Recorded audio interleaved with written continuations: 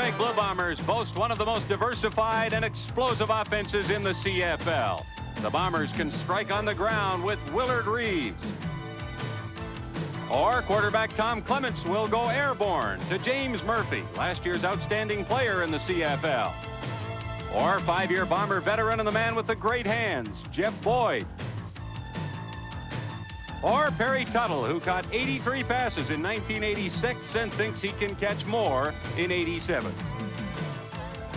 Tonight, the Blue Bombers hope to unleash their arsenal on the Calgary Stampeders.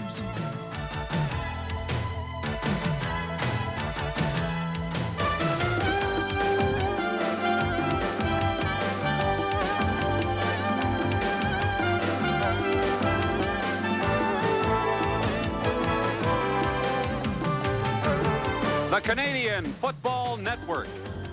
Tonight's game from Winnipeg Stadium is brought to you by Carling O'Keefe Breweries.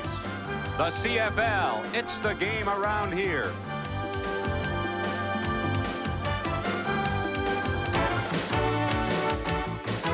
Second-year Calgary head coach Bob Vespasiani says there is no quarterback controversy in Calgary. Although Rick Johnson, last year's CFL All-Star, was not happy about giving way to Rick Warman in the first two games of this season. Vespasiani says picking his starter tonight wasn't that much of a problem. Well, there was no question that Rick was going to start. No question at all. The question was, which Rick? And that's how we handled it, more or less. I made the decision shortly after our last game, and that was that. So we're going to give him every opportunity to, to take the job and go with it. Like he did last year. He's a very productive young man last year for us, very instrumental in our success. And I'm going to give him every opportunity, and failing that, then we'll take step two. Good evening, everybody. Welcome to our CFN telecast from Winnipeg. The Blue Bombers hosting the Calgary Stampeders. The Stampeders won their opening game this season on a last-minute touchdown in Regina, but since have been beaten badly twice by Edmonton and the BC Lions. And Neil Lumsden tonight, a tough chore for them against the 2-0 Winnipeg Blue Bombers. It's tough at any time to come into this stadium. In the last 26 home games, Winnipeg has only lost 2, and Calgary has not been performing as they did last year. Rick Johnson has put it on himself personally that he hasn't done the job he did last year at quarterback. He knows he has to get better, and he wants to get better. They're going to have to keep the football away from the Winnipeg offense. All right, the Calgary Stampeder players a little bit tense, perhaps uptight with the 2 losses and 2 bad losses. They'll be out to redeem themselves tonight, but as we said, it will not be easy here at Winnipeg Stadium against the Blue Bombers, who are off to a good start. You're watching the Canadian Football Network from Winnipeg Stadium. Now a look at tonight's starting offensive teams. The Calgary Stampeders have a young all-Canadian offensive line. Rob Smith is 28, Yolorenko 27, Romano 24, Spallettini and Coughlin are 23.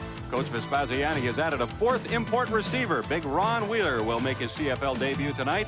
The Stamps look for a big game from running back Gary Allen this evening, and also from quarterback Rick Johnson. He will start. The Blue Bomber offensive line could best be described as solid. Veterans Bastaya and Walby, the leaders. The receivers are second to none in the CFL, and Nick Araki makes his first start as a Bomber tonight. Converted linebacker Vernon Paul is content to be a blocking fullback for Willard Reeves, and quarterback Tom Clements is off to a fast start in his 12th CFL season. Well, I think it could be safely described as a threatening night here in Winnipeg. We'll tell you more about the weather in just a moment. The Blue Bombers set to kick off as they host the Calgary Stampeders. Trevor Kennard hits the ball and the game is underway. Hopkins at the Calgary 16-yard line.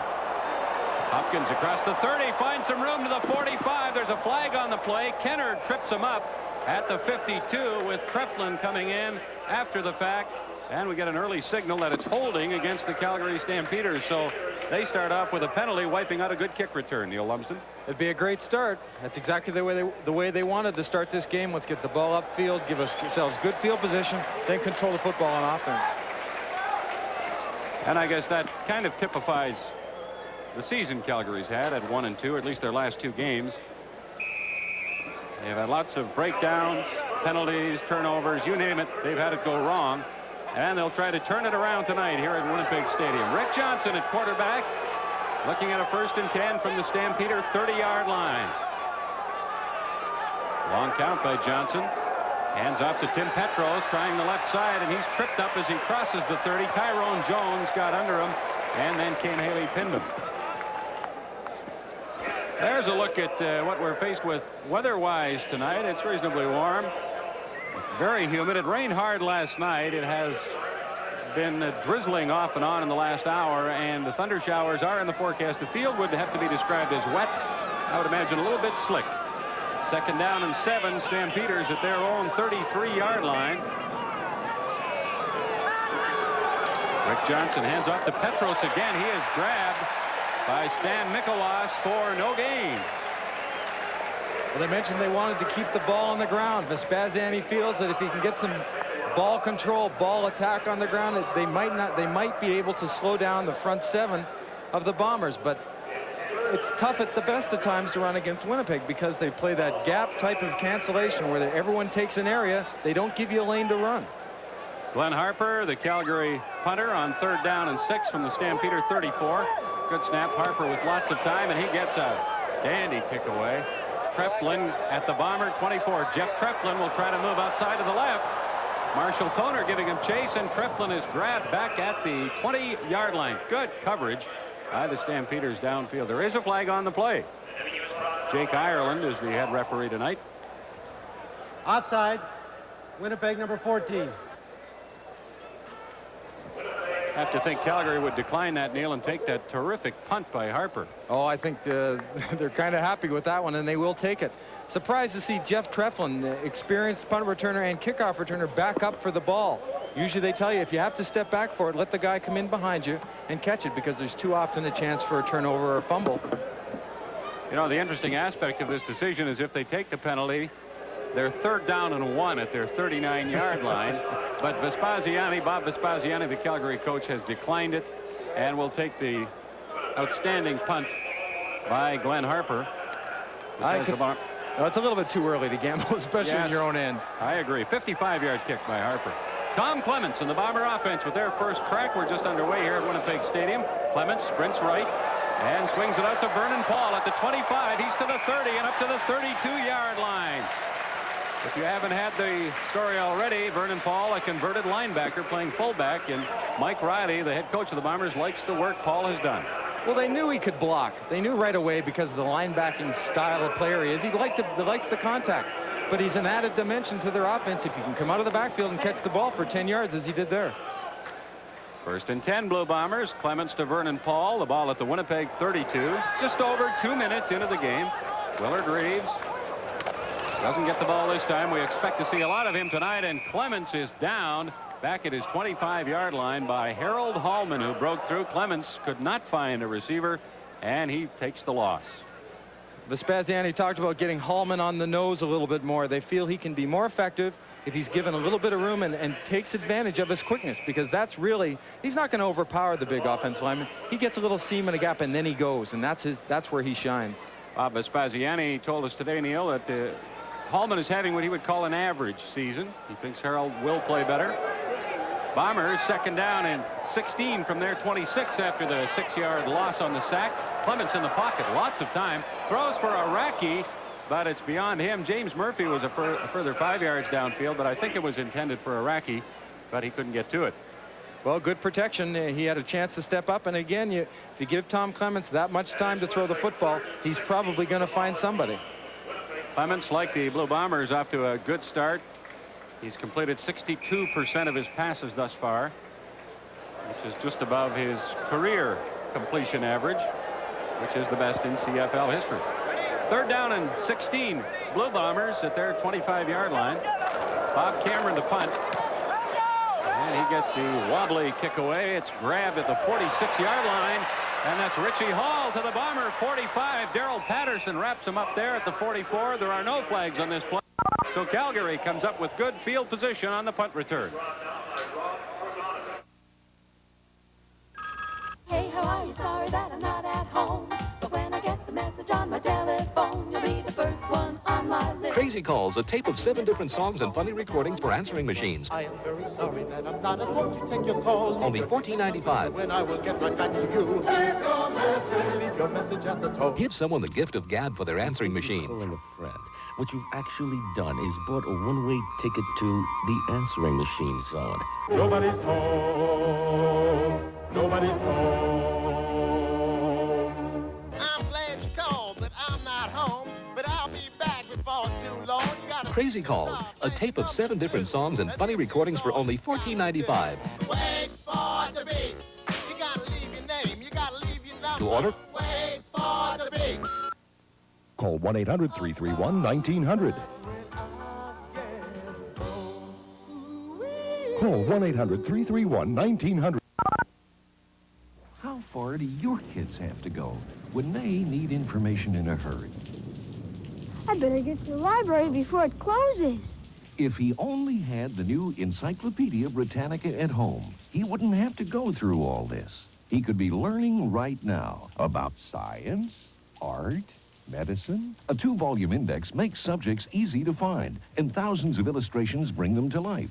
The new Encyclopedia Britannica. It's your key to the information age. But they can't use it if they can't get to it. Call this toll-free number for a free booklet on Britannica. Plus, receive your first copy of Britannica World Data Annual. It's free from Britannica Home Library Service when you acquire Britannica. Preview Britannica and receive free this 3-volume desk reference set. Call 1-800-554-9000 for your free booklet and details on how you can receive your desk reference set. Encyclopedia Britannica, the library that never closes.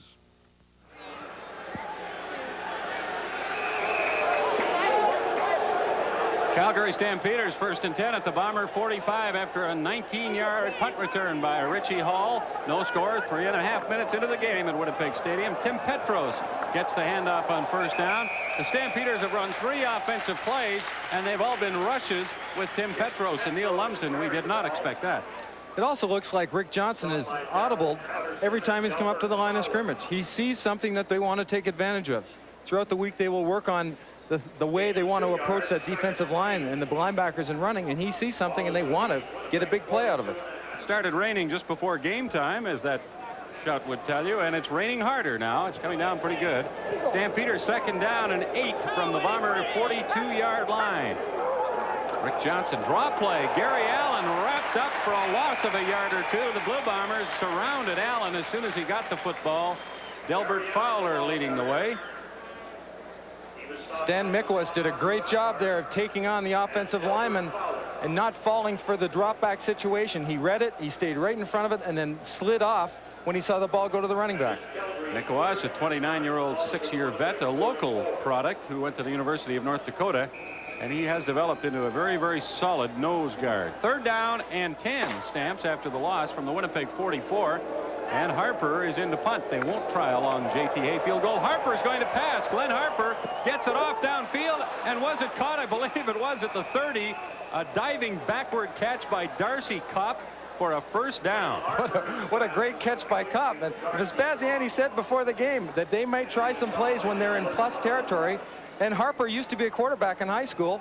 Said he can throw the football, and I don't know if I'll let him throw, but a good play right here. Good thing that Darcy Kopp's got good hands. Well, Kopp was wide open, but Stampeders have to feel a bit fortunate, I would think, to complete that one. It was thrown quite a bit behind Kopp, but he made a terrific catch. And Calgary, fooling the Bombers, have a 1st and 10 at the Winnipeg 29-yard line. In a scoreless game, Johnson, big pressure, and he goes down. James West came through a hole in the middle and sacks Rick Johnson. Well, there was talk before the game that the Bombers said, well, we might not blitz Johnson as much. We might try to confuse him with some of our coverages. But I just can't see Winnipeg going into a game not even thinking about bringing guys like West and Fowler and Patterson. I mean, that's their game. Just bring them on. That would go totally against their defensive grain not to blitz. James West has made an impact since coming here from the NFL. 2nd down and about 19, and Johnson throws long down the right sideline.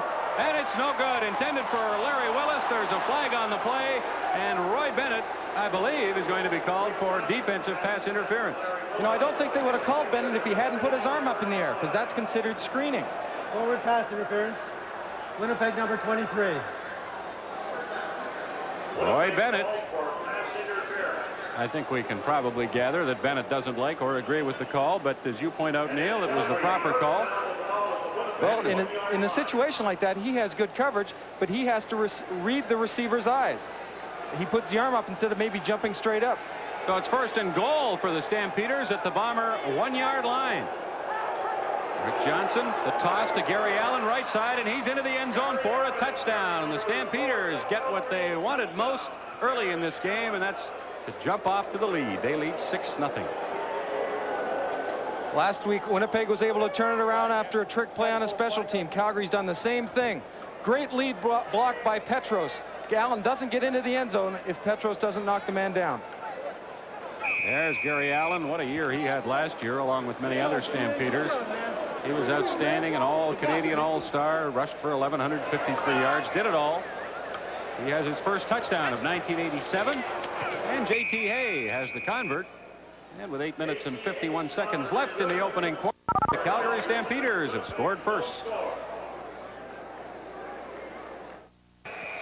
Winnipeg Blue Bombers took 22 penalties in the first 2 games of the season, and a pass interference call against Roy Bennett set up a Gary Allen touchdown. Calgary leads 7-0, and they fake the reverse on the return. That's Ken Winey with the ball to the 35 and across to the 37-yard line of the Winnipeg Blue Bombers. So for the second time in the game, the Bombers will trot their offense onto the field.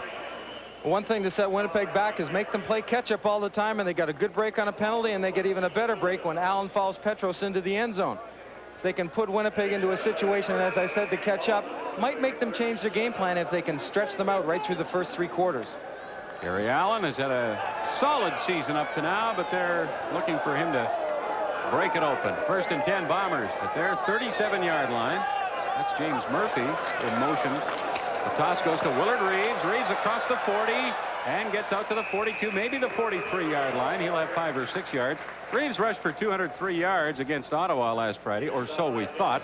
They took 18 yards away when they ruled that the fake field goal was a forward pass from holder Bob Cameron, and they took 18 yards off, so he had to settle for 185. That's disappointing, though. As he goes through the game and he knows he's accumulating yards, he will set goals, 150 and 200. And the 200-yard goal is quite something to accomplish. He'll be disappointed it was taken away from him.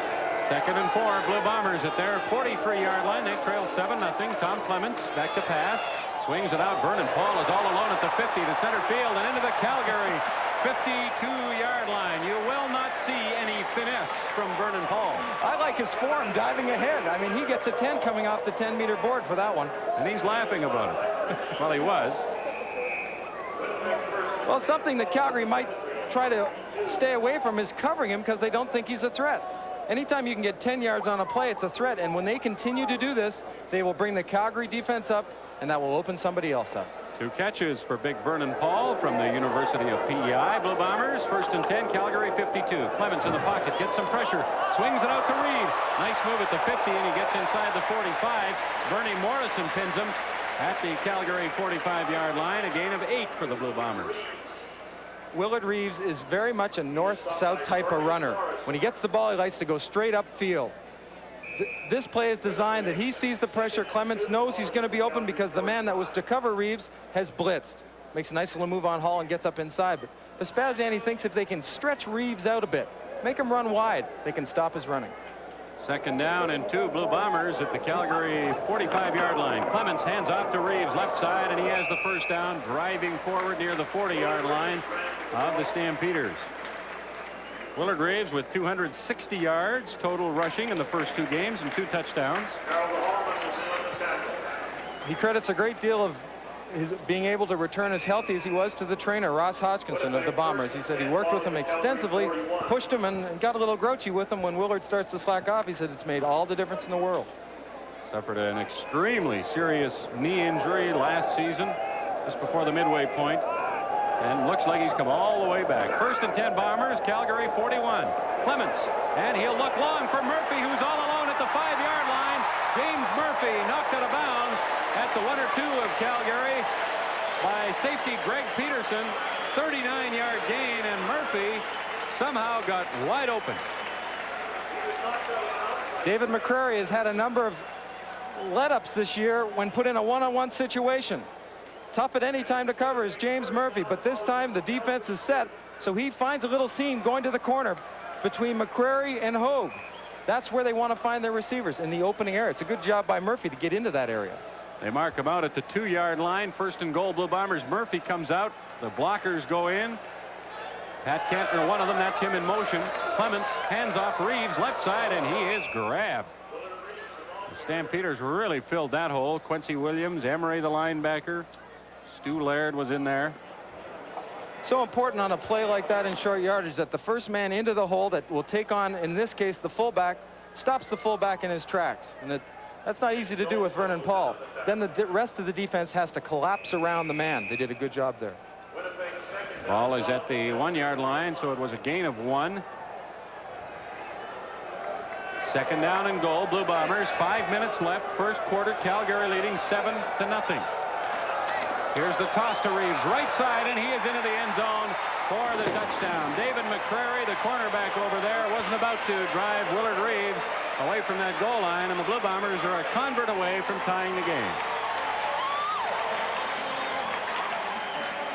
You can't play catch when you have to try to stop a man like Willard Reeves. McCrary's waiting for him. He has to come in and attack a ball carrier. Third touchdown of the year for Willard Reeves, who stays out to block on the convert try by Trevor Kennard, and he puts it right through there. So we have a tie game here at Winnipeg Stadium. The Bombers score with 4:57 left in the first quarter. The second quarter opens here at Winnipeg Stadium, where it's raining, with Calgary and Winnipeg tied, and the Blue Bombers second down and 2 at the Calgary 53-yard line. Tom Clements, who moved into that position last week against the Ottawa Rough Riders, hands off to Reeves, and he has the first down of the 50, and he's into the 48-yard line of the Calgary Stampeders. Willard Reeves will make his own hole. He comes through and even pushes Bob Molly out of the way. This play is these plays are so difficult to stop. Here's a newcomer, Matt Finley, acquired from Toronto for Rick Ryan. He believes that Vespasiani believes he will help their defensive linebacking core. Finley did a pretty good job of fighting off Bob Molly on that play. First and 10 Bombers, Calgary 47. And Reeves on the receiving end of a Tom Clements pass for a gain of about 5 yards. Gene Beliveau brings him down. The defense has been criticized for giving up points. They've been nicknamed the 40D because they give up at least 40 points per game. But when you're on the field as much as this defense has been on in the last few games, they get tired, and points will come.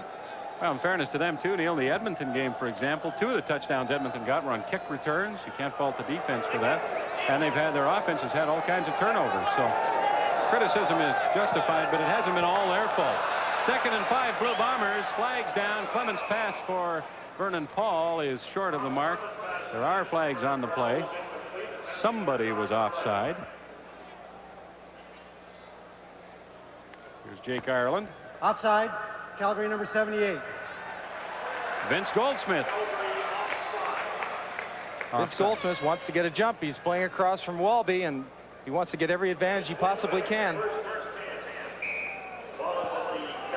And that penalty gives the Blue Bombers a first down at the Stampeder 37-yard line. We are a minute and a half into the second quarter. It's 7-7, Calgary and Winnipeg. And the Bombers on a first down. That's Nikaraki in motion right with Tuttle. Clements back over the middle. Tuttle all alone at the 25. Perry Tuttle down to the 20. Willard Reeves throws a block, and Tuttle gets down to the 2-yard line before he is knocked out of bounds. Willard Reeves really showed some hustle getting downfield to throw a block for Perry Tuttle. He gets some help from James Murphy. Murphy makes the right decision. He wants to throw a block on a defensive back, but instead he stands there. Let's Tuttle use him as a pick, goes around, and then Willard Reeves hustles up and gets upfield, wants to lead him into the end zone. Tuttle came free wide open. Underneath the coverage. They didn't get a chance, and there's the pick by Murphy, almost a leaning pick. Now Willard's going to be a guard. Just lead him right in the end zone. Pretty effective block by Willard Reeves. First and goal, Blue Bombers at the Calgary 3-yard line. That's what Tuttle did in '86. Clements, there are flags down. Clements in the end zone for Jeff Boyd, and it's no good. There's a flag there as well. Hopkins, I'm sure, is going to be called for interference. What the first flag is, looked to be like offside Calgary. We'll wait for Mr. Ireland.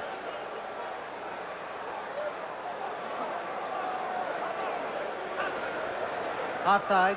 Calgary number 91. Decline. Forward pass interference. Calgary number 15. First down. That's a tough call on Hopkins. I thought Hopkins had the position inside. He didn't turn when the ball came, but he didn't stick his hand up. He didn't screen. But Boyd makes the play of jumping over to trying to get to the football. I thought if you had possession on the field, it's not interference. One way or the other, the Stampeders were done in on that play. There were 2 penalties, and it's 1st and goal. Blue Bombers at the 1. The handoff goes to Willard Reeves, and he's in the end zone for his 2nd touchdown of the night. And the Bombers go in front 13-7, 2.5 minutes into the 2nd quarter. Well, we talked about keeping the ball away from the Winnipeg offense. They just grind the clock. They put the ball in the air and on the ground as effectively as anybody in the league. And the result is 7 points. That's pretty good blocking in there, isn't it? Vernon Paul goes up and over. Yeah. Willard Reeves, 2 touchdowns tonight, 2 last week, has 4 on the season. Trevor Kennard came into the game with 35 points, the leading scorer in the CFL. And he adds his 2nd convert of the night and his 37th point of the season, and the Blue Bombers go up by 7.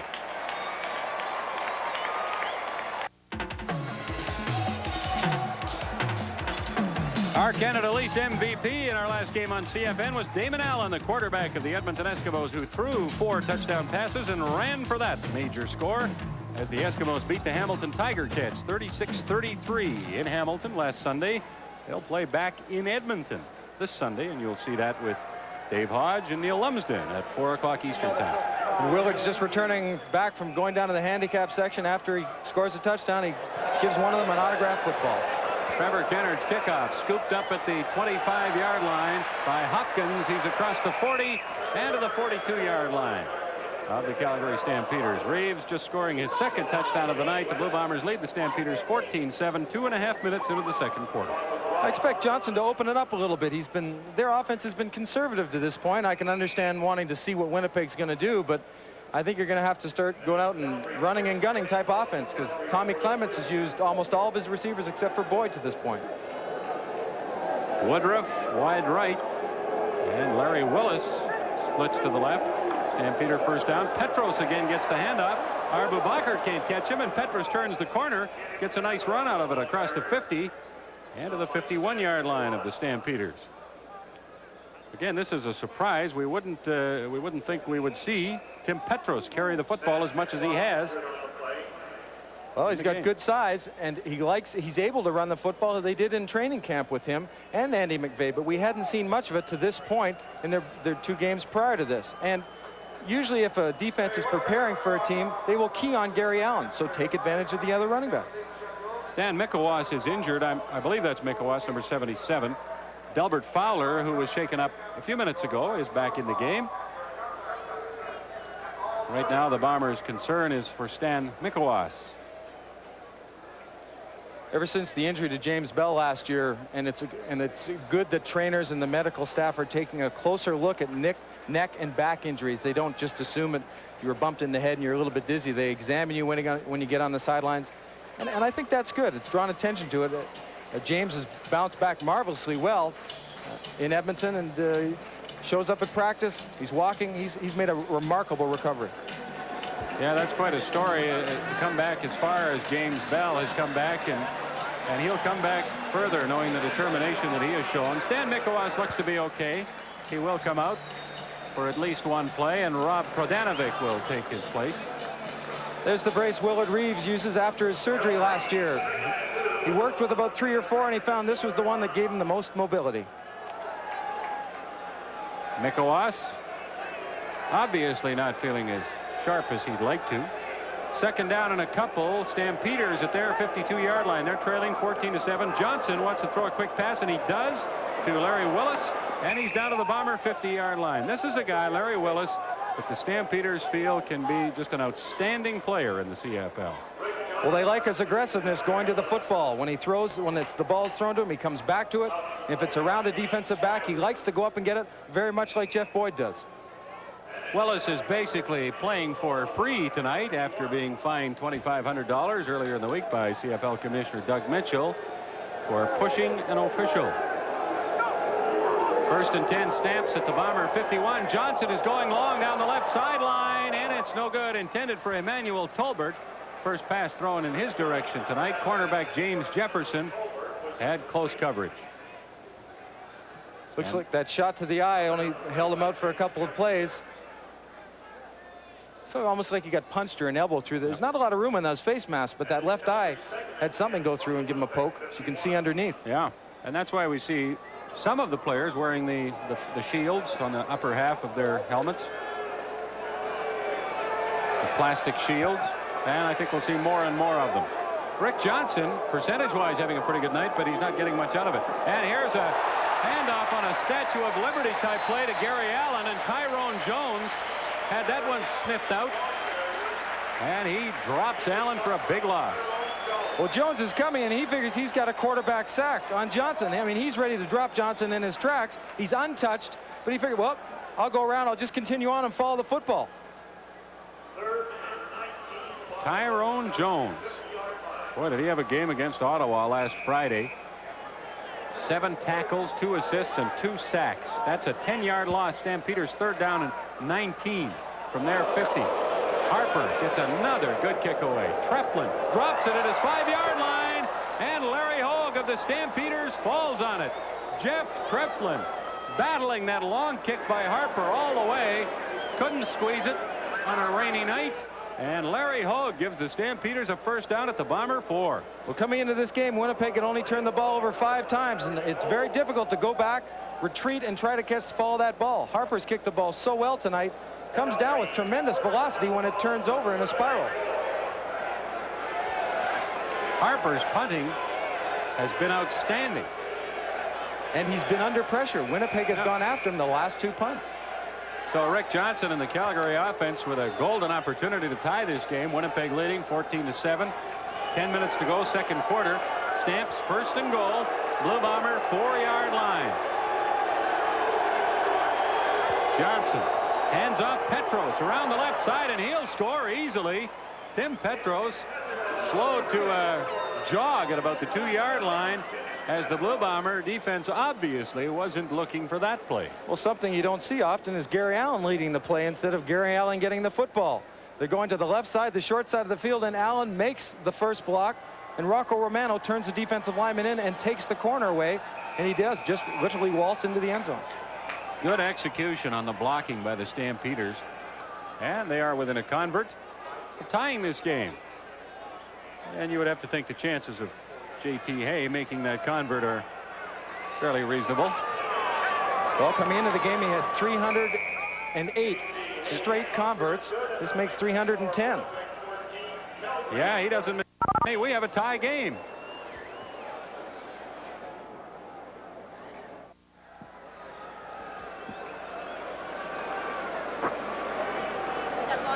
$14-all here at Winnipeg Stadium. Calgary and Winnipeg. 9:58 left, second quarter. Stampeders just scored, and we're going to show you a good shot of how they scored and why they scored after this kickoff by J.T. Hay. Jeff Treflin, whose fumble set up the last Calgary touchdown. That's Ken Whitey, pardon me, and was he hit by McCrary, the rookie, at the 34-yard line. David McCrary. His job is to keep the ball carried to his inside, and oftentimes that man is left go because they don't feel he can get into the play. Ken Whitey, I'm David McCrary. The lead block is so important in short yardage. Gary Allen gets in James Jefferson's face, but also gets in the way of West. West had the angle he thought pretty close to the way it should have been. Gary Allen got 2 of them on that play. Bomber first down. Clements looking for Cantner, releasing over the middle, but it was over his head. Cantner in at fullback, now replacing Vernon Paul.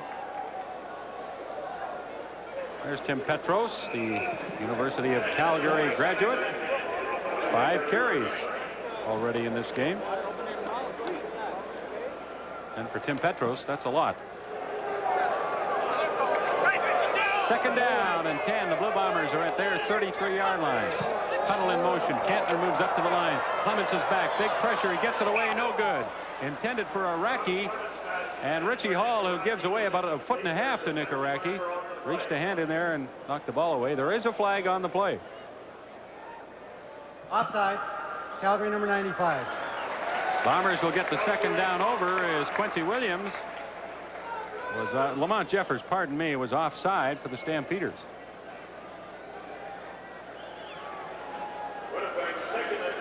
Jeffers at that linebacker spot with Finley and Emery coming in every once in a while gives them great mobility. Bernie Morrison is the key to the defense in that middle because he's got the experience. He really has to direct these guys. One of the Blue Bomber mascots. Buzz and Boomer are their names. Bombers second down and 5 from there, 37. Clements puts it up long looking for Perry Tuttle, and he can't get it at the Calgary 38-yard line. Tuttle was looking over his right shoulder, had to turn his head around back over his left, and couldn't quite make the adjustment. Well, Clements had exactly the play he wanted. He got a one-on-one situation with Tuttle. They picked the blitz up perfectly. The running back stepped up and picked up the linebackers. The offensive line took a man, and he had the time to throw the ball. So the Bombers will face a third down and 5 from their 38.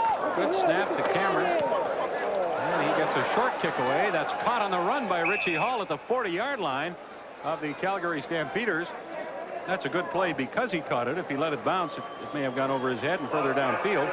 It's also a little risky, but it worked out for Richie Hall. Well, Rick Johnson's had some breaks on special teams. Treflin makes the fumble, and they go 2 yards for a touchdown, but I think he has to get into the football game. He has to start to show that that offense can move the football, and they don't need all the turnovers to score points. Stampeders have been burned for kick returns this season, so maybe it's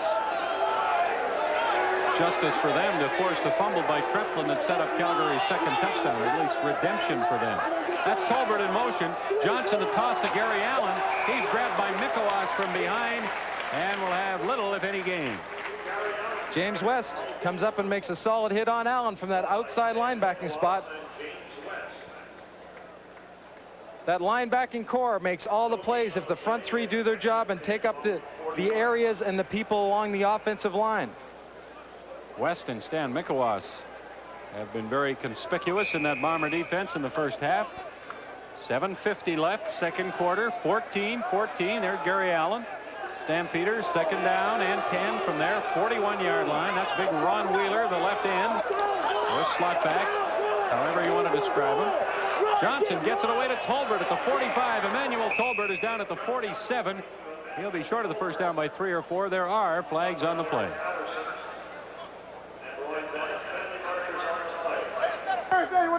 Procedure. Calgary number 54.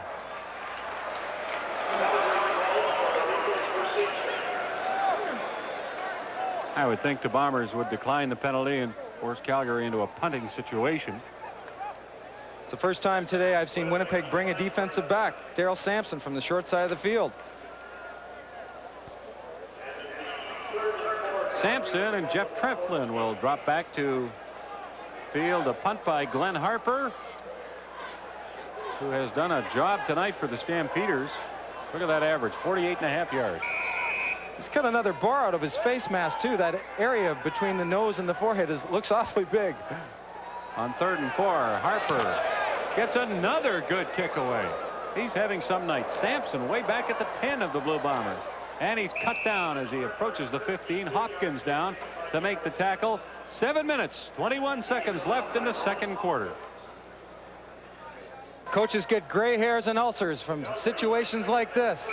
Rocco Romano, the left tackle, was caught holding Hassan Abubar, and they have literally taken away any type of drive that they were putting together. They should be down on the 30-yard line of Winnipeg's right now. Well, instead, Neil, they're second down and 35 yards to go, the Calgary Stampeders, with 2:50 left in the first half. And Delbert Fowler has Rick Johnson, I believe, for a safety touch. Yes, he does. Easy for me to say, but Johnson should have stepped up, I think, to the 1 or 2 yard line and taken that sack in the field of play. Possibly didn't know exactly where he was, but that's a costly play for the Stampeders following a string of penalties against them. Well, Johnson's looking downfield. He's trying to make a quick read, and he just gets a second, and all of a sudden Delbert Fowler's in his face. He didn't really have much time to step forward. No, he didn't. He tried to step around Fowler, but Fowler was having none of it. And the Blue Bombers go up by 3, 17-14. and will receive a Calgary kickoff.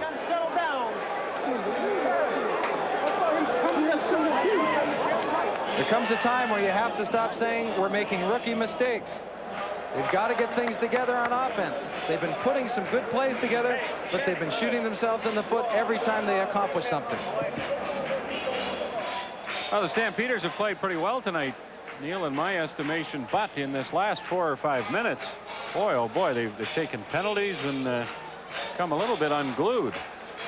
Well, I'm wondering if frustration will set in now. We'll see how the defense reacts when the Bombers get possession, but that offensive line and the backs have really got to be wondering, what are we going to have to do to get a first down here?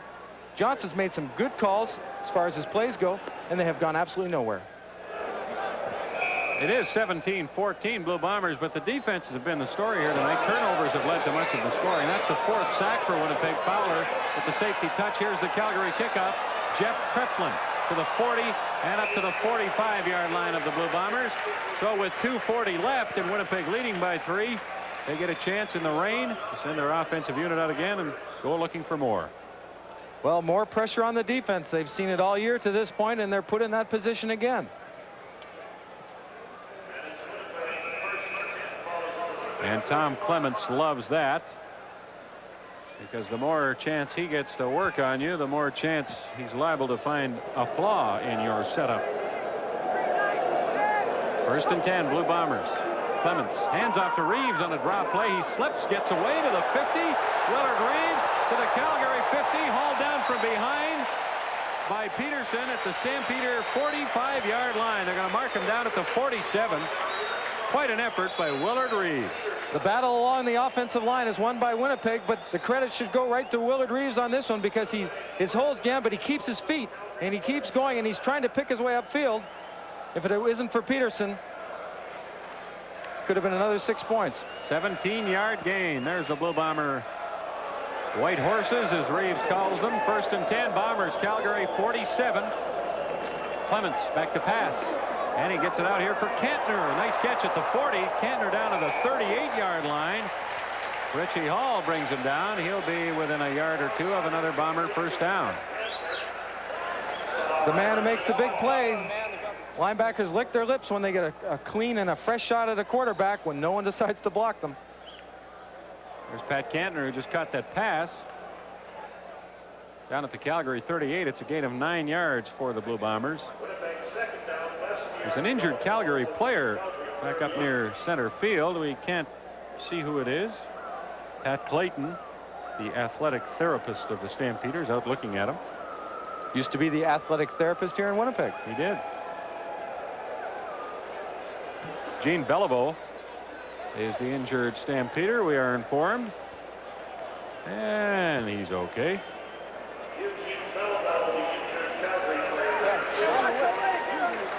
Looks like they've probably slowed down the swelling of that eye. It had to be a finger. There's not a lot that can get through that face mask, and maybe, as you said earlier, those plastic shields will come into play a little bit more often now for the offense and defensive linemen. They would fear that eye closing up on Mikolas, so they're keeping a steady diet of ice applied to it. 2nd down, Bombers. Half a yard to go. Willard Reeves off the left side, and he's down near the Calgary 31-yard line. First down for the Blue Bombers. Minute 49 left, first half. And you get an opportunity to sit on the bench. You try to correct things as best you can on the field under game situations, and you get that chalkboard out. Maybe something they can find there along the offensive line will make a difference when Gary Allen gets the ball, or somebody's letting somebody go, as they did on the last play. They have to get these things figured out. Blue Bomber offense has it going. They're 1st and 10 at the Calgary 31. Tom Clements wants to put it up, sprints to his right, gets it away, he's hit, and it's complete to James Murphy at the Calgary 20-yard line. He's back at the 23 or 24 now. He was driven back, but they're going to rule he took himself back there, and that's where they'll mark him down. Well, Lamont Jeffords coming from the backside. Clements' offensive system right there rolls to the right and then has to set up. Lamont Jeffords comes free, but he has plenty of time to pick his receiver, and Murphy comes back to the football. There's James Murphy, caught the ball at the 15.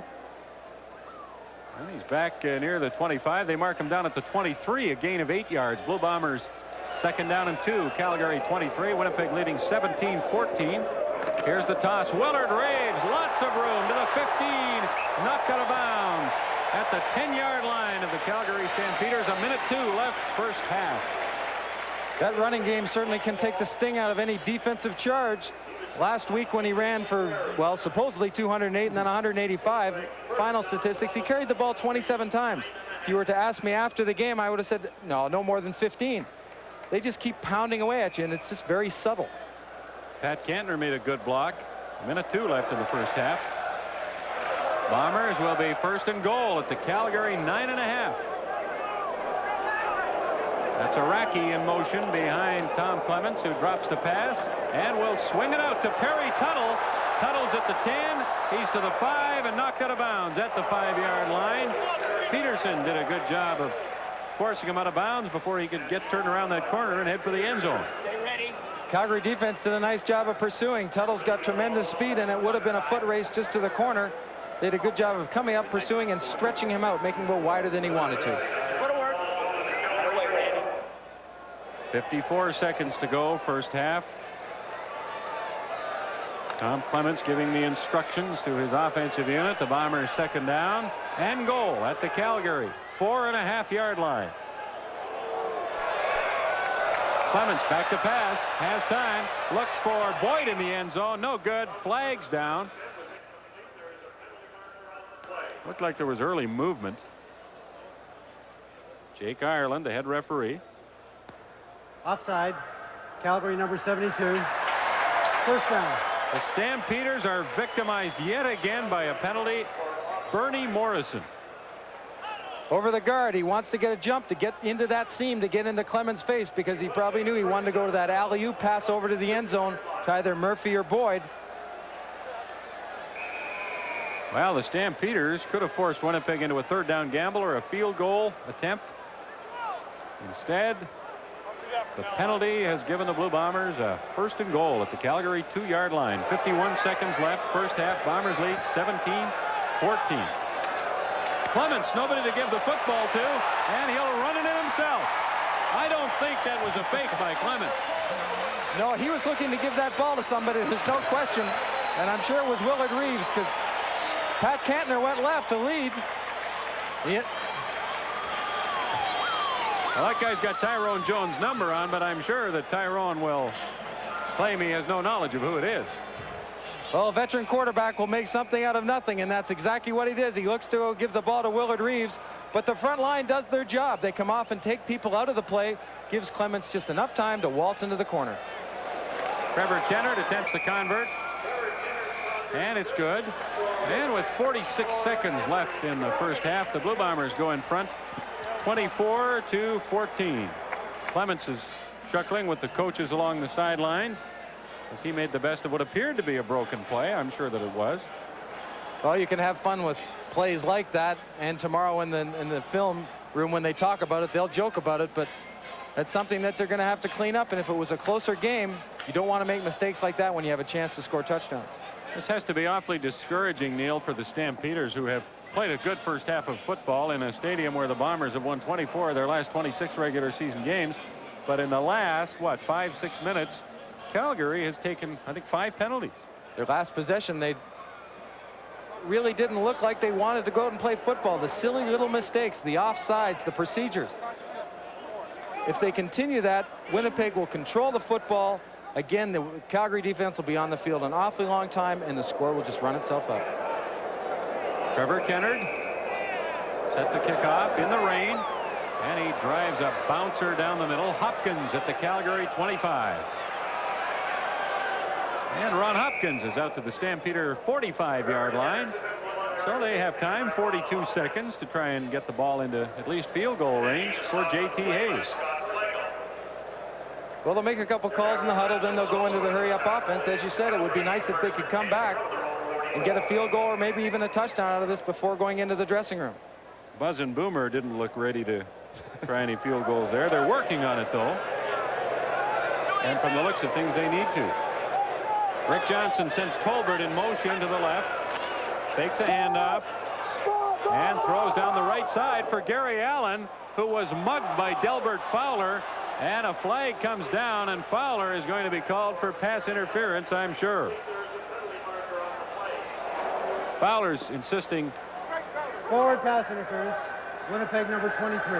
No doubt insisting he hit Gary Allen just as the ball was getting there. Well, I'm impressed. He was running stride for stride with Allen down the sidelines, and that's what an offense wants to do, is get mismatches, running backs on linebackers. But it's tough to do against this Winnipeg defense. 1st and 10, Calgary. Bomber 45 with a penalty. 37 seconds left in the half. Johnson hands off right side. Tim Petros nowhere to go. James West in there to trip it up. Stan Mikwas makes these plays go, allows James West. He's very much the unsung hero on that defensive line because he has to take 1 or 2 men. West slides in the gap. Stampeders will go without a huddle. Hurry up offense. 30 seconds left in the first half. The clock running. Rick Johnson rifles it, and it's complete to Larry Willis at the 30-yard line. Nice job by Willis, who turned around, and the ball was there just as he turned. And that was a very good catch. Well, that's the Rick Johnson we've seen last year. The ball was just had a great velocity on it, and Willis was comfortable, just makes his cut. He knew the ball would be there right in the sidelines. That's called execution. 1st and 10, Stampeders at the Blue Bomber 30. Johnson swings it out, and Tyrone Jones was waiting for it, and he rocks McVeigh at the 35-yard line.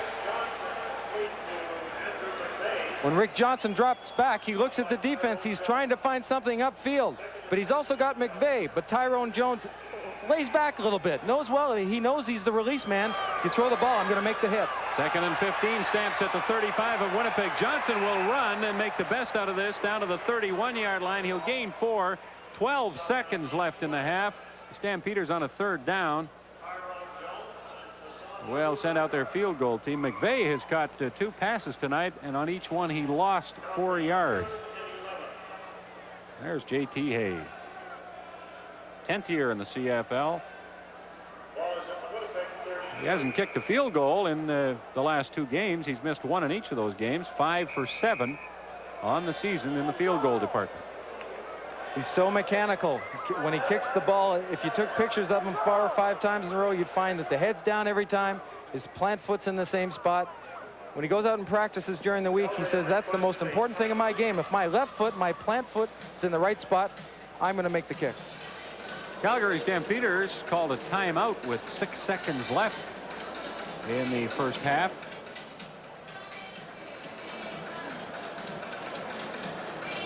Well, it's been an unsettled day weather-wise in Winnipeg. It started raining just before the game began, and showers are forecast throughout the evening. It has not dampened the enthusiasm of some of the people in attendance here at Winnipeg Stadium. I would say, looking at the east stands at the stadium, a rather disappointing crowd. J.T. Hay will attempt a 39-yard field goal. Johnson puts it down, has the distance, but it's wide to the left. It's caught in the end zone, and Jeff Treflin will concede a single point. So the Stampeders do not have the first half end on a high note for them, and it does end with the Blue Bombers in 24-15 lead.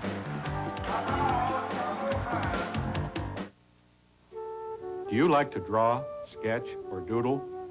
Well, if you do, you'll want to enter this month's art contest from Art Instruction Schools with over $8,000 in prizes. Here's how easy it is. Just call toll-free, and Art Instruction Schools will send you this Draw Me Art folder without cost or obligation. When you receive it, simply draw one of these interesting characters and mail it back to us. Each drawing is individually judged, and 5 winners are selected each month.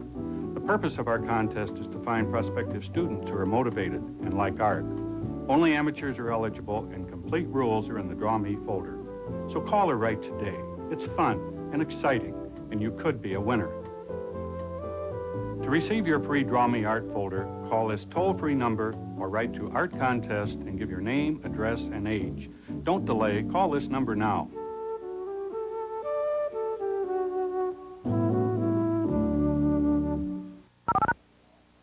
Do you want to make more money? Of course, we all do. So find out how easy it is to train at home for a better career. Pick up the phone and call this free number. There's no obligation, and no salesman will visit you. Here at International Correspondence Schools, more than 9 million men and women have trained for job promotions and new careers without setting foot inside a classroom. And now at home in your spare time, you can get your diploma or get your degree. Choose any one of these courses: high school, TV VCR repair, computer programming, child daycare, auto mechanics, hotel restaurant management, electrician, bookkeeping, veterinary assistant, drafting, medical dental office, art, or get your degree. You can major in business management or in accounting. Call for free information on any one of these courses, then decide if you want to train at home for a better career, to make more money, or advance in your present job. Call 1-800-445-4400. Operators are on duty to send you free information by return mail. Call now, 1-800-445-4400. Second half just about set to open here at Winnipeg Stadium. The Calgary Stampeders will kick off to the Winnipeg Blue Bombers. Bombers enjoying a 9-point lead. Hay hits the football. It's a short kick, and it's caught on the run by Winey at the 35, who retreats back to the 30, trying to get outside and turn that corner, and he just may do it. And all that running got Ken Winey an extra 10 or 15 yards and gives the Bombers pretty good field position to open the second half. Winey, an interesting story. When he came to Winnipeg, he hadn't played high school or college football. He's just a great athlete, and he participated in track.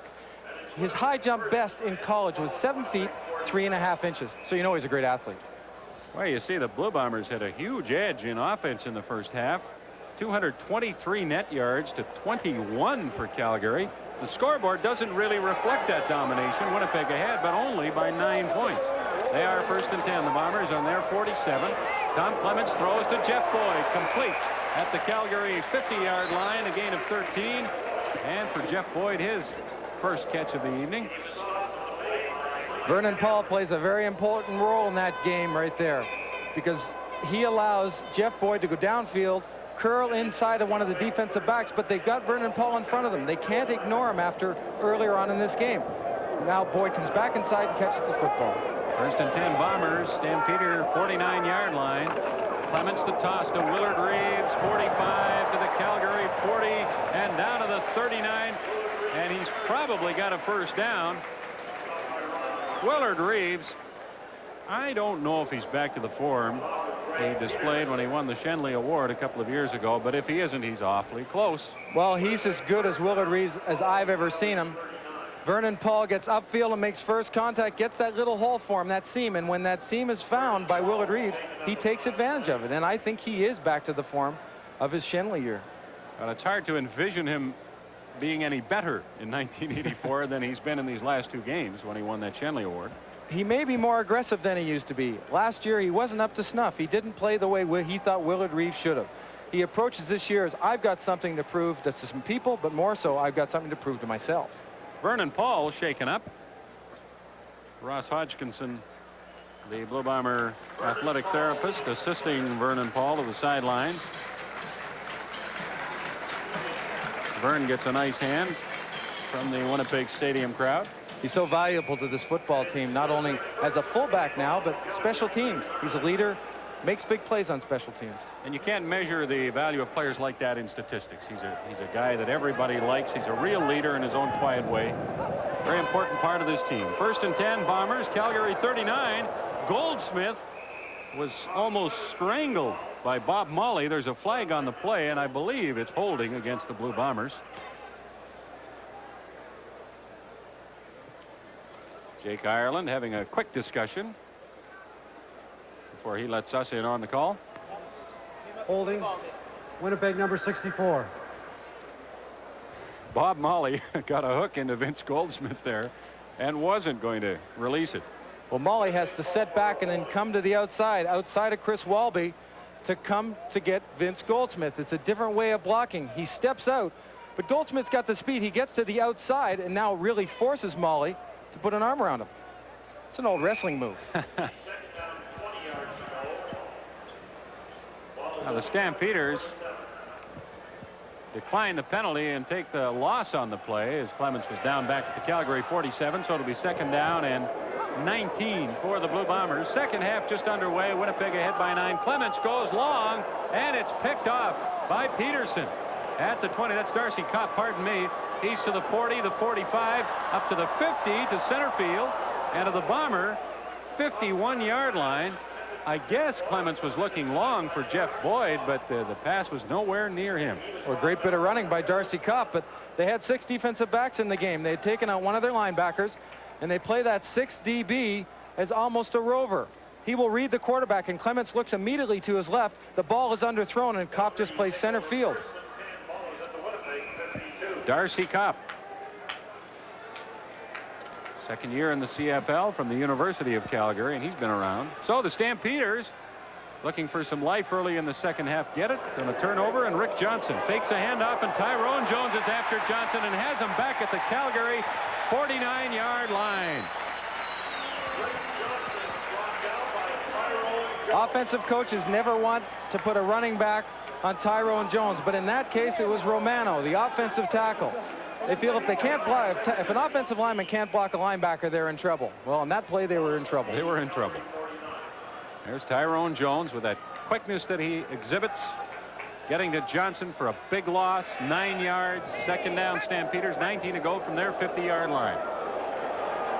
Johnson again is in trouble and is sacked for the second consecutive play. Back at the Stampeder 46-yard line, Stan Mikowas got through to do the damage that time. Winnipeg doesn't seem to be doing anything fancy. They're still moving their linebackers around. They're getting in gaps and trying to confuse people. But if you've got a responsibility, and if it's a man, the offense should be staying on it. Johnson had some time, but he had to reload, pull the ball down. By then, the Bombers are on him. Bombers have 6 quarterback sacks. Calgary only 1. Third down and 23. Stampeders at their 45. Glenn Harper, whose putting was superlative in the first half. It's another good one away. Darrell Sampson picks it up, and he's able to find about 10 yards on the return up across the Blue Bomber 30-yard line. We're just nicely 3 minutes into the third quarter, and the Blue Bombers enjoy a 24-15 Outside. lead. Winnipeg number 14. Scott Flagel called for offside. We'll tell you all about that in just a minute.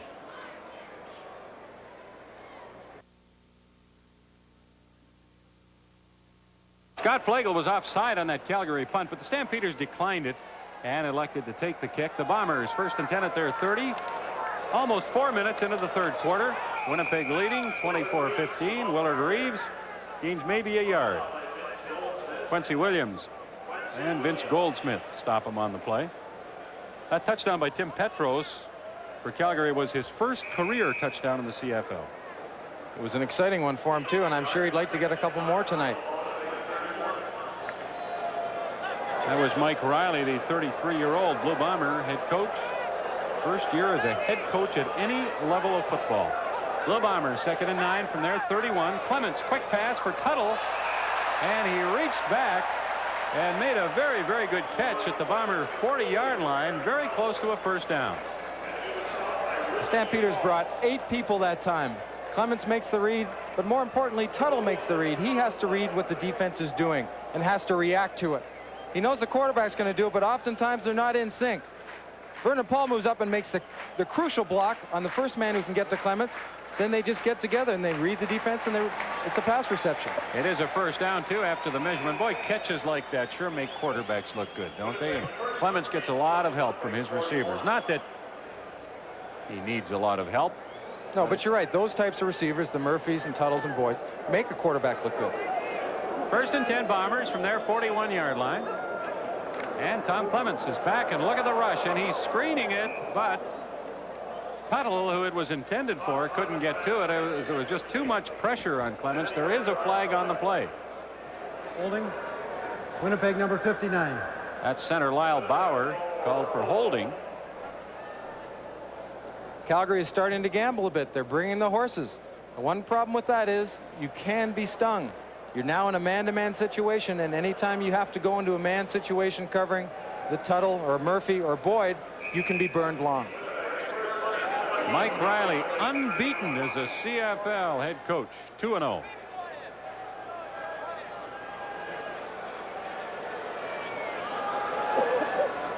Calgary Stampeders took that holding penalty. Randy Faby in to replace Nick Araki, probably with a play from the bench as the Bombers look at a first down and 20 from their 31-yard line.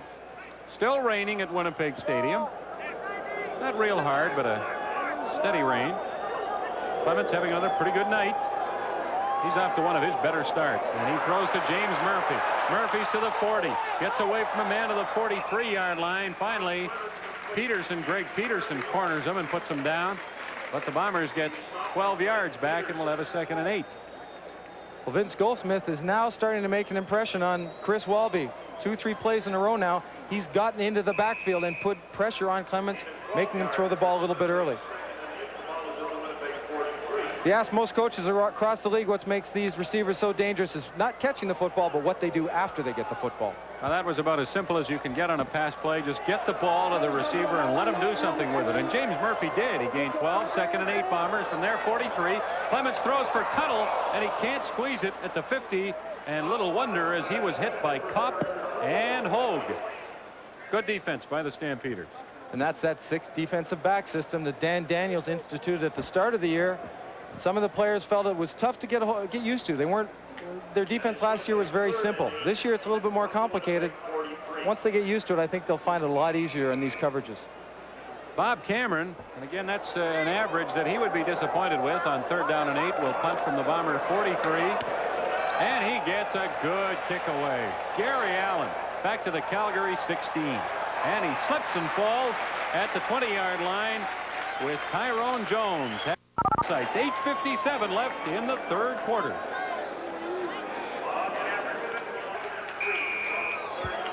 The 4th quarter opens with Calgary 2nd down and about 3 yards to go from the Stampeder 34.5-yard line. Rick Johnson handing off Gary Allen, and he's got 5 or 6 across the 40 to the 41 or 42-yard line of the Stampeders.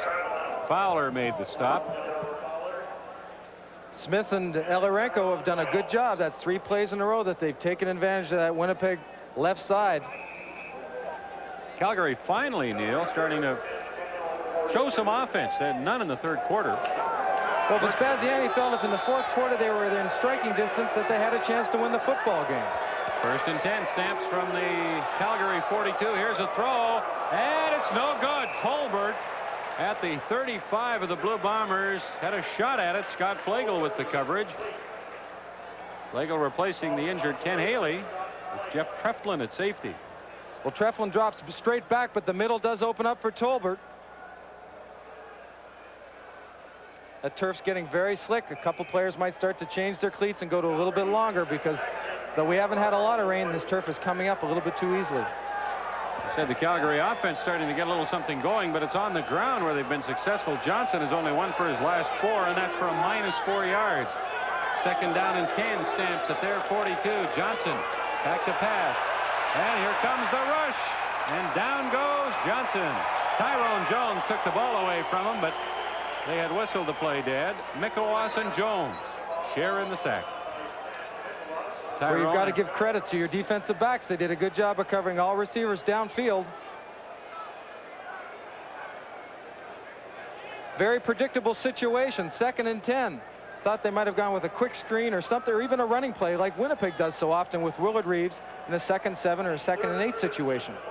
Hassan Abu-Bakr got through on a stunt to force Johnson into the sack. 3rd down and 15. Stampeders from their 37. Harper gets the kickoff. Sampson at the Bomber 37, catching it on the run. And he moves to his left and does turn the corner and is knocked out of bounds at the Blue Bomber 48-yard line. Disappointing crowd here at Winnipeg Stadium tonight. 22,808. Tyrone Jones' cousin is here tonight. His cousin happens to be Stump Mitchell, who plays for the St. Louis Cardinals of the NFL. He's up visiting Tyrone and watching the game. Rick Johnson had a chance to move the football and did on the ground, but they're not successful through the air. They've got to take advantage of something in the defense. Tom Clements sprinting, gets the ball away to Pat Cantner at center field to Calgary 50, and he slips and falls at the 48 or 49-yard line. 2 minutes into the 4th quarter, the Blue Bombers leading 24-15. Cantner wide open in the flat. Clements looks downfield to the primary receivers, but goes to the guy that can get him the 1st down. Cantner's right out in front. If he doesn't slip, he's going to get more yardage.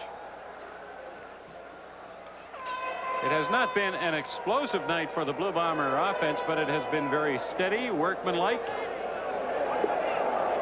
They are 1st and 10 now at the 48 of Calgary. Willard Reeves to the 45 and into the 43-yard line. He runs over Greg Peterson and picks up 5 or 6. Well, that's what makes the Winnipeg offense scary. Just when you think you've got them down and slow down Willard Reeves and take away some of their patterns, they come up with a big play. Bomber offensive line, Lyle Bauer at center, Bastaya and Molly the guards, and Walby and Black are the tackles. Winnipeg 2nd down and 4.5 yards to go at the Calgary 42.5. Murphy wide left. Boyd and Tuttle split to the right. The toss goes to Reeves, left side. He's inside the 40 to the 39, but is thrown back. Some good defensive work by Lamont Jeffers. Bombers are 1.5 yards short of the 1st down, and what do? I know what the fans want them to do, and maybe Mike Riley is going to please those fans. No, he's not. He's sending the kicking team out. The Calgary defense has stayed in that defensive back system, 6 defensive back system with Darcy Kopp in.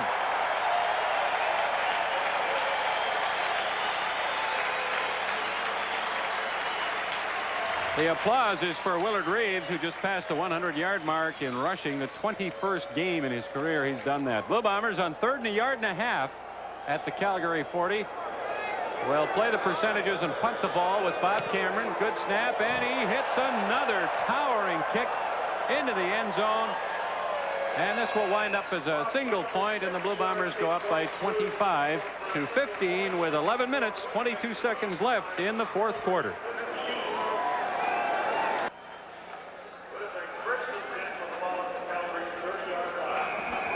You can scratch the single point on the punt by Bob Cameron because the Blue Bombers will retain the football after Calgary was called for too many men. Their 15th penalty of the game, and what a costly one. Bombers get a 1st down at the Stampeder 30-yard line. And Tom Clements wants it all for Jeff Boyd. Touchdown! 30-yard touchdown strike. Tom Clements to Jeff Boyd. But there's a flag on the play. And it's roughing the passer against Calgary. So the touchdown stands. A little bit of frustration coming through there. A late shot on Tom Clements. But what Tom does so well, and maybe better than any quarterback in the league, is he rolls out or a half roll to his right, gets Jeff Boyd in a one-on-one situation with the defensive back, and Boyd beats Hopkins cleanly. The ball's perfectly thrown over the shoulder. That's the 3rd touchdown of the year for Jeff Boyd. Trevor Kennard is on to attempt to convert. And he does not hit an artistically good-looking kick, but it does the job and goes through, and the Bomber lead is now 31-15, and those are the first points of the 2nd half. Jeff Boyd doesn't seem to be affected by that dislocated finger that he received last week. He's got that one finger taped up, but he's certainly catching the ball like there's no problems. Well, what a turn of events here. The Calgary Stampeders had stopped the Blue Bombers and forced them to punt. They get a too many men on the field penalty, and look at Bob Vespasiani. He must be steaming. He must be ready to explode, because anytime you give the ball up because of penalties and silly penalties, those are the unnecessary things. If a team beats you, goes out in the field and does a good job and executes well, that's one thing. But when you give it away, as they've done play after play, coaches just won't tolerate that. Well, it's been that kind of a night for the Stampeders. They have just time and again hurt themselves with penalties. Their play has actually been improved, I would say, over their last 2 outings in which they were clobbered by Edmonton and BC. Although their offense has struggled, but the penalties have just killed them. Here's McVeigh returning the Kennard kickoff, and he's out to the 27-yard line of Calgary. Jeff Treflin brings him down. Well, you talked about being clobbered by the past 2 teams that they played in Edmonton and BC. The same thing could happen here in the 4th quarter. If Calgary doesn't start to move the football, this is a perfect time for the Winnipeg defense to just tee off. They enjoy this type of football game. Even though Johnson has had a tough time getting things going, it looks like Bob Vespasiani will stay with him for the entire game. 10 minutes, 45 seconds left. Stamps 1st and 10 from their 27-yard line. Johnson back to throw. Flags all over the place. Johnson throws, and it's complete. Scott Flagel on Emmanuel Tolbert. Tolbert comes up with it. 9-yard gain. Illegal procedure is signaled to us from the official who marked Tolbert out of bounds. And I'm sure that's what Jake Ireland will tell us. Procedure, Calgary number 61. And that's penalty number 16. Left guard Tom Spallettini. Well, if Vespasiani had headphones, I'm sure they'd be thrown to the ground by now. Yeah, he's not. Some coaches would be a little more animated than Vespasiani is, but I don't think anybody could be more frustrated and angry than he is right now. Well, that towel around his neck just doesn't allow the steam to come out all the way. First down and 15. Stamps from back at their 22 after the penalty. Johnson throws, picked off by Bennett at the 42 of Calgary. He flips it to Treflin. It was a forward lateral, and there's a flag on the play. Treflin down to the 33, but Bennett flipped it ahead to Jeff Treflin, so they'll bring it back a few yards. But the Blue Bombers come up with a big turnover. Offside pass, Winnipeg. First down. It almost seemed like Woodruff gave up on the pattern. It's a timing play. Johnson's throwing to the post. Woodruff has to go down. He's got to know the ball's going to be there. Just threw too quickly. The timing isn't there for Johnson. He's not comfortable. Well, Woodruff was there. The ball a yard or two too far in front of him, and Roy Bennett capitalizes. And the Bombers are first and 10 at their 40-yard line. It was Bennett's third interception of the season. Willard Reeves on the toss to the 35 and into about the Calgary 32-yard line. As Willard Reeves continues to grind out the yards, he is past the 100 mark and counting. You know he's not thinking about that knee when you see him take contact and then spin and turn and try to break away. There's a concern that when you wear the knee brace, you're always thinking about that knee and whether you're going to re-injure it. I don't think that thought has come into his mind at all tonight. No, I think Reeves got over that in the preseason, Neil. He was thinking about it earlier. He says that, but not anymore. Well, as I say, the Blue Bomber offense, while perhaps not spectacular, has been very, very efficient tonight. Right now they're second and a yard, and Reeves carrying off the left side is initially stopped, but fights his way across the 30 and will have the first down.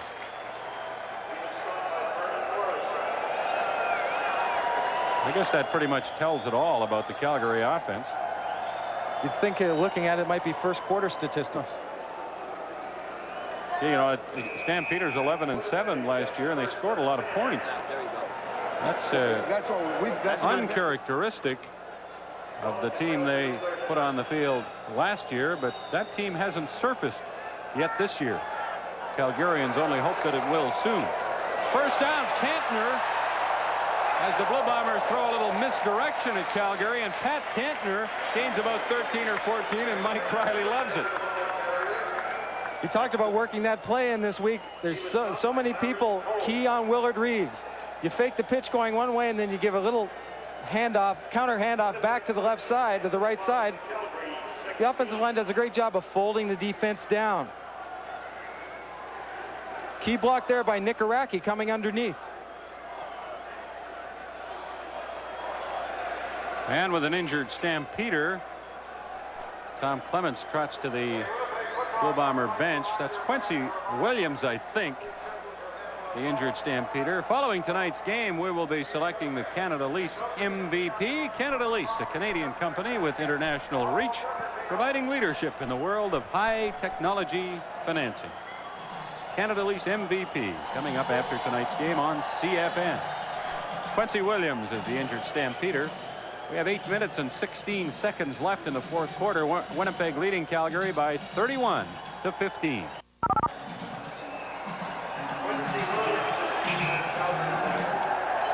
16 seconds left in the fourth quarter. Not only are the Bombers 92% at home, but they outscore on an average their opponent by 20 points in this stadium. Well, they're up by 16 right now, and they're first and 10 at the Calgary 17. Tom Clements sprinting left. He pays for that throw to Jeff Boyd. Touchdown, Blue Bombers.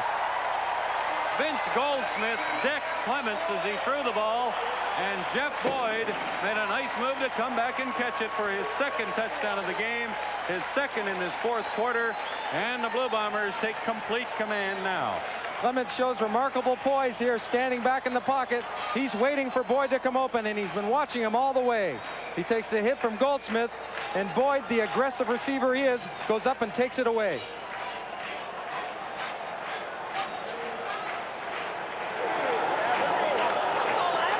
Trevor Kennard will attempt to add the convert as Jeff Boyd receives congratulations from his teammates, and it's good, and the Blue Bombers spread their lead to 38-15. So it doesn't look like Calgary is going to end the winless streak in Winnipeg Stadium. That goes back to 1982. Boyd has now caught 4 passes for 62 yards and 2 touchdowns. He's had a tremendous day. You have to look at this receiving core, and if you shut Boyd down, then they can go to Murphy. And then Tom Clements does such a great job of getting the ball to them, and even when it's underthrown, the receivers just go up and snatch it. Boyd has 2 touchdowns, Reeves has 2, and Clements has scored 1, and has thrown his 6th and 7th touchdown passes of the season. Jeff Boyd with the left index finger, which was injured last Friday against Ottawa. Winnipeg acquiring Brad Taylor this week. He can learn an awful lot from Tom Clements. Taylor's got an awful lot of ability, and he's excited about playing behind him. Brad Taylor with his 4th team in the last 6 months or so, from Edmonton to Montreal to Saskatchewan and to Winnipeg. Bombers claiming him on waivers.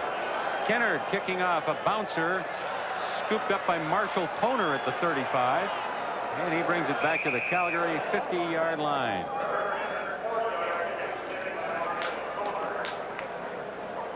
(38-15), the Blue Bombers leading Calgary. Bombers closing in on a 3-0 start.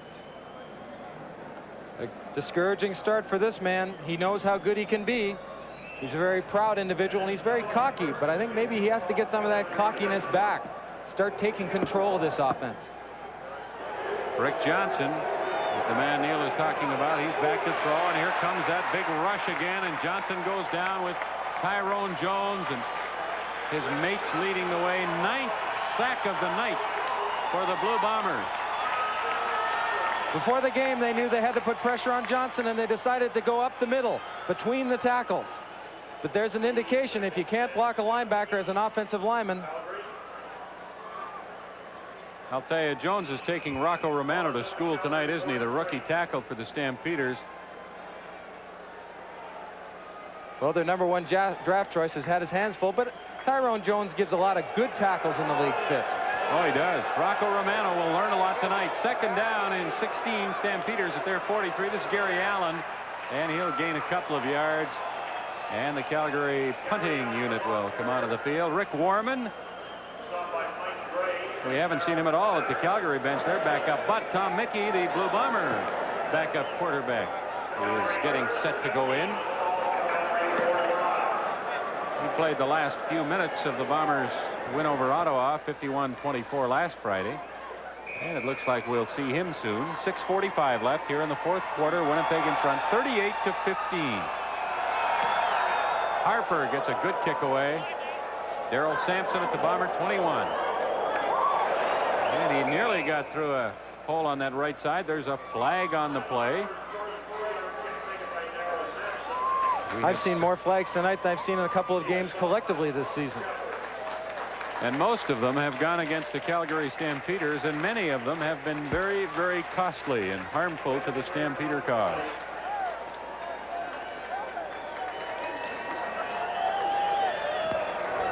Holding, Calgary #95.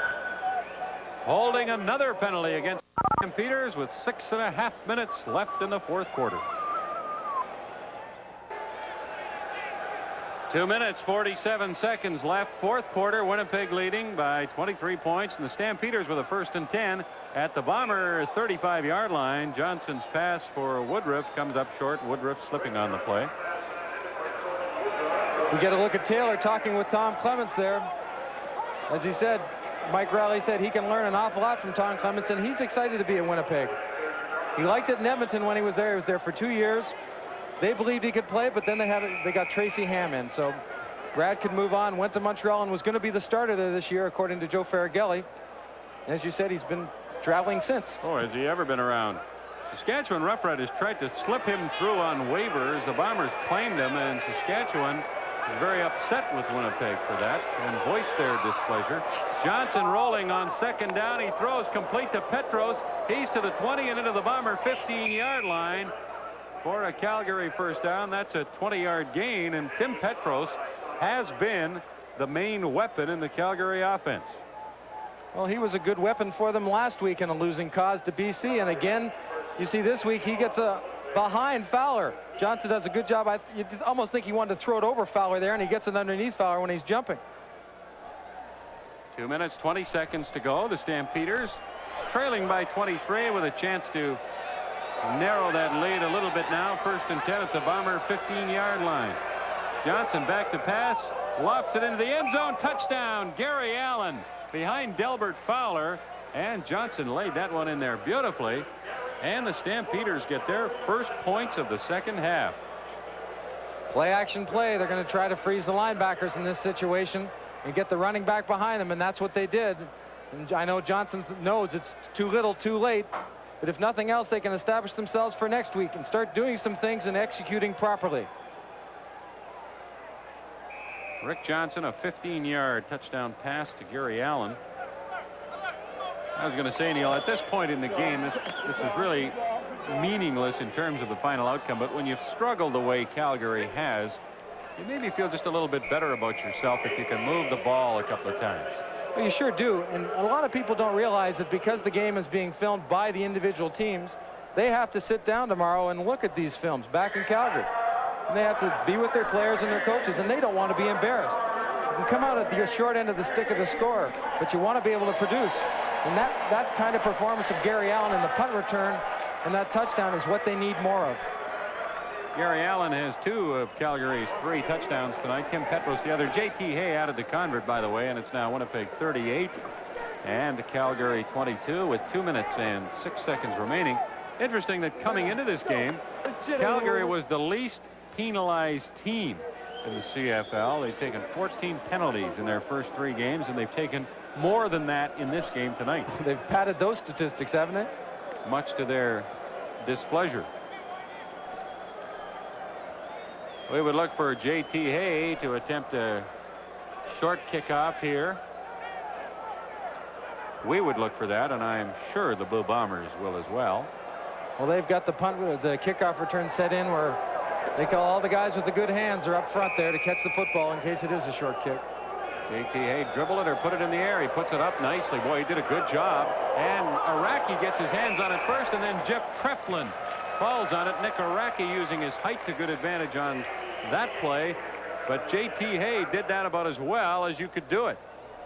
He does lay it out just perfectly, but when you do have Nick Araki over there, 6'6", you should have somebody going in to hit him, to knock him down, to get him away from being able to tip that football.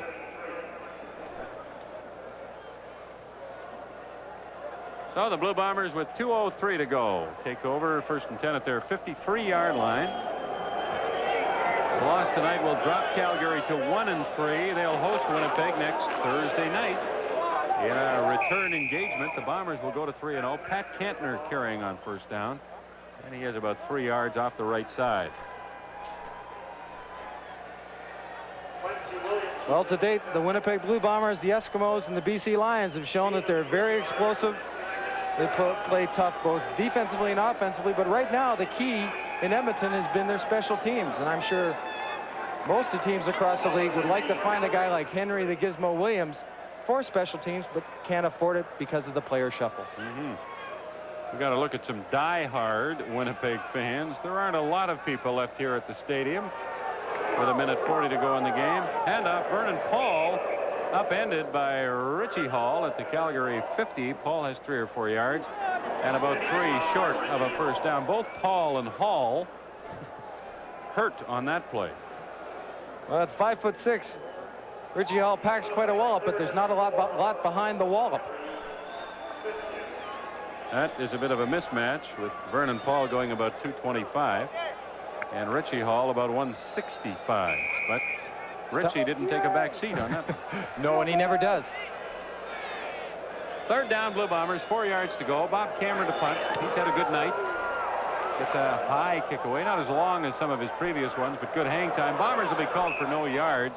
as Richie Hall catches the ball at the Calgary 20-yard line. 1:22 left in the fourth quarter. 38-22. Blue Bombers lead the Calgary Stampeders. A name that we haven't heard a lot of tonight is Harold Hallman. Go yard. Winnipeg number 20. That's very true. They wanted to get him free. They wanted to put him on the nose, as we said earlier in the game. Get him more active. Hasn't shown to prove. There's a couple of ladies who are going to stay till the bitter end, as they say. Not much bitterness among Winnipeg fans, though, at this point. In Calgary, well, that could be another story. Rick Johnson gone all the way for the Stampeders, and he gets this one away with all sorts of pressure to Gary Allen, who sidesteps James West neatly, turns it upfield, and will gain 3 or 4 yards on the play. He's one of the gentlemen that had voiced his feelings that the defense was a little bit too complicated this year. Maybe it's taking the edge off of their performance, maybe it's not. But I think as a team, they should probably keep their comments down and just discuss it within the team atmosphere. 1:10 left. Rick Johnson on 2nd and 7 swings it out again to Gary Allen. This time, James West gets a piece of him as he tries to move by the Bomber linebacker, and West wins that battle. Allen will lose 3 or 4 yards on the play, and Calgary will be 3rd down and 10, and we'll see Glenn Harper, who's had a busy night.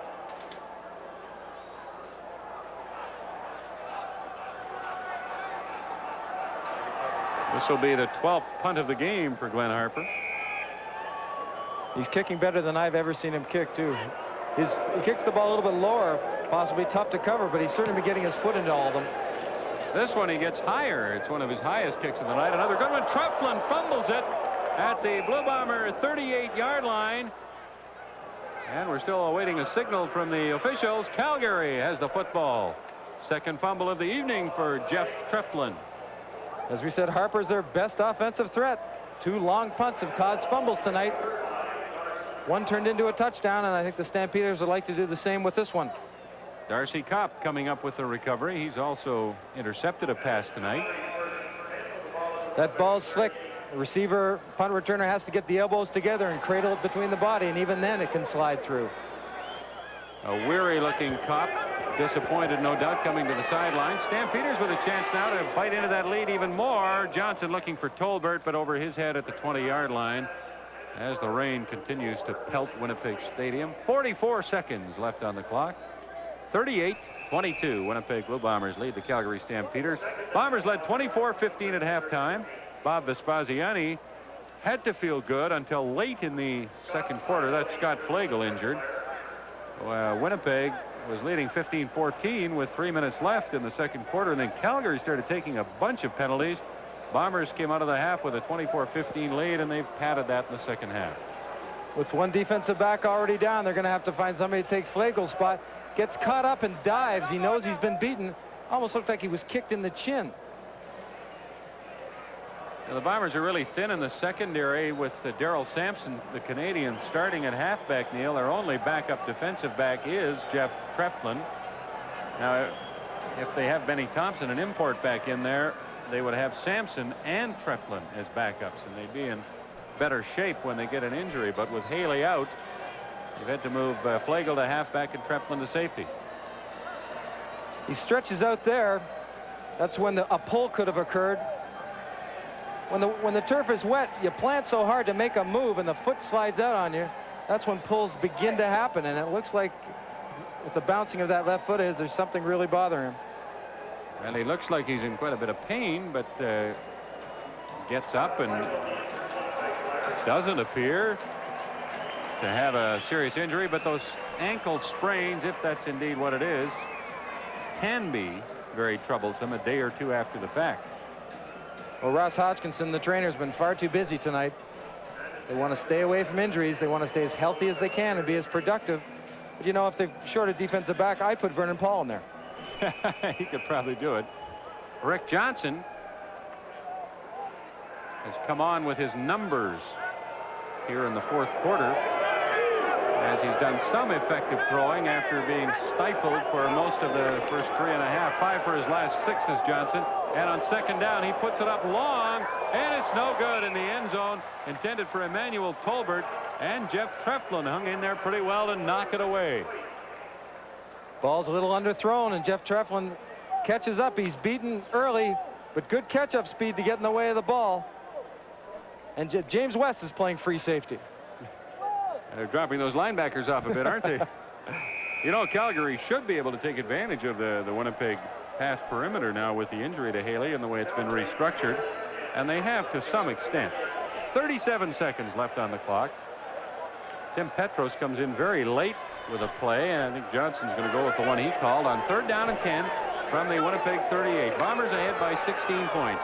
Johnson gets it off to Petros, and Daryl Patterson makes one of the better hits of the night. We haven't seen much of Daryl Patterson, but he was rather visible there. Petros will remember him. Patterson drops off and has to play the running back. That's his man.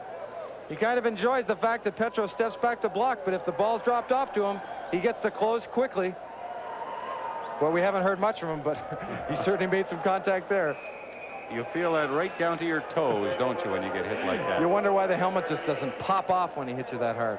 Oh, so the Stampeders turn the ball over on downs as they came up short on third down. Tom Mickey in the Winnipeg offense. And the handoff goes to Pat Kentner, who pops through a hole and gets out near the 45-yard line of Winnipeg for a gain of 5 or 6. 28 seconds left in the game. Frustration. The head coach figures he has a great game plan, is ready to play football, and it looked like it for a time there. And then they began to self-destruct, and it was all downhill after that. You can't give Winnipeg any light at all. Tom Mickey at quarterback for the Blue Bombers tosses it to Pat Kentner, and he's tripped up in the backfield. He will lose about 5 yards on that play. Richie Hall comes in to make the play. Richie Hall still going 100%. Well, he was their most effective defensive player last year with 62 tackles and 4 sacks and 8 interceptions. Little man with a big heart, Richie Hall. I don't think it could become a tradition this early in the season and this early in Mike Riley's career, but the Bombers had doused Riley late in their last game, and they did so again. Calgary has called a timeout with 4 seconds left on the clock, and the Bombers facing a third down. I don't know that I totally understand that. Well, never say die. That's what they tell you. You always have another chance to get some points, and even though those points won't win the football game for you, you want to get as many as you can. Well, the Blue Bombers with third down and 6 will talk it over, and if Tom Mickey and Mike Riley feel Mickey can run around and run off these last 4 seconds, then that's what they'll do. Otherwise, they would punt. They don't want to give the ball to Calgary at their 42-yard line because the Stampeders would then have a chance to kick a field goal.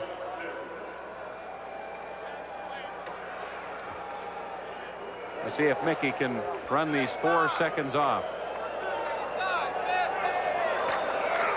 And he sprints out to his right, and I think he's going to be successful at doing it. He'll lose about 20 yards on the play, but he does run out the 5 to 10 knots tonight, becoming south 5 to 15 knots on Friday. Average waves 2 feet or less. Clear tonight and sunny on Friday.